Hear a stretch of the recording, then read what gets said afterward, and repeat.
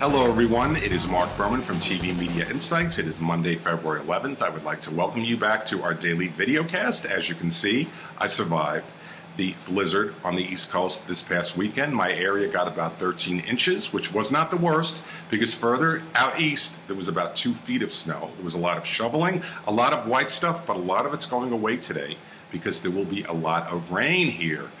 We all survived. Everyone was panicking, but hey, we made it through. And let's talk about a couple of items in the world of television and media. We will start with NBC sitcom Up All Night. This is a real shocker. Christina Applegate, the female lead, has decided she no longer wants to be a part of it and has quit. Now, Up All Night began last season as a single-camera comedy. It is from SNL creator Lorne Michaels. It had a very limited audience. NBC renewed it for a second season anyway. I'm not sure why they did. After 11 episodes of this current season, the network decided they wanted to change the format from single-camera to multi-camera, and there were 5 additional episodes set to be done in the new format. Christina decided, for whatever reason, she no longer wanted to be a part of it. My suggestion to NBC is let Up All Night go. You can recast the role, but it's not going to help. This show is never going to get ratings. You're just wasting your dollars. Cut your losses and let it go. And speaking of letting shows go, NBC has canceled new drama Do No Harm after just 2 episodes in the Thursday 10 o'clock hour.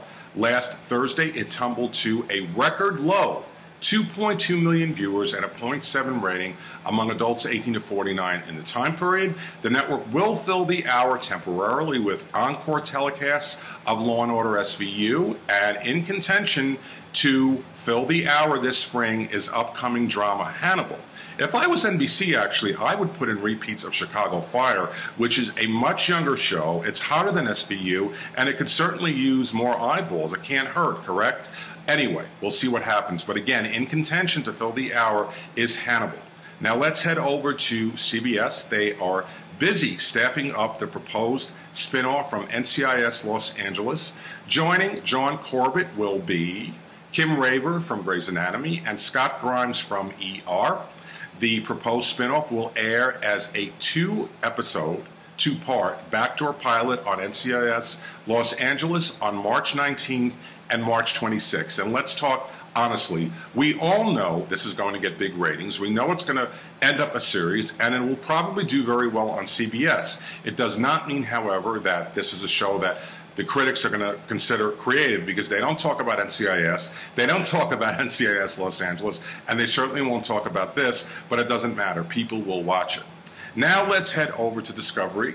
The cable network has an upcoming miniseries coming up called Klondike. They have announced that it will be headlined by Academy Award winner Chris Cooper. And if you go to our newsletter today, I have a description of Klondike for you.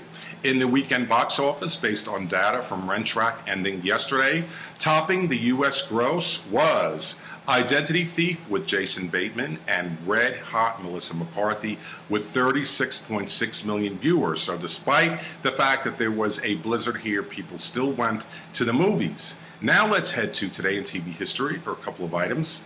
On this day in 1960, the host of The Tonight Show was Jack Paar. Well, he got angry at the NBC censors for taking out a joke that he had planned about a water closet, aka a bathroom, and he walked off a live telecast at the end of it. There was still 4 minutes left.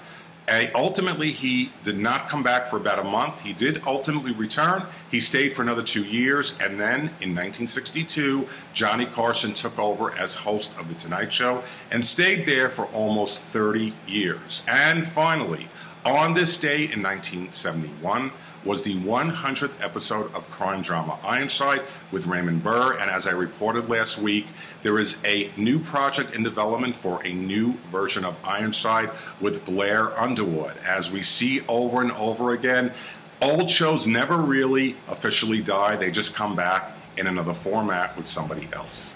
And that is our daily videocast from TV Media Insights. On this 11th day of February, I want to thank you for joining me, and I will be back with more news about my favorite medium, television, tomorrow. Have a great day.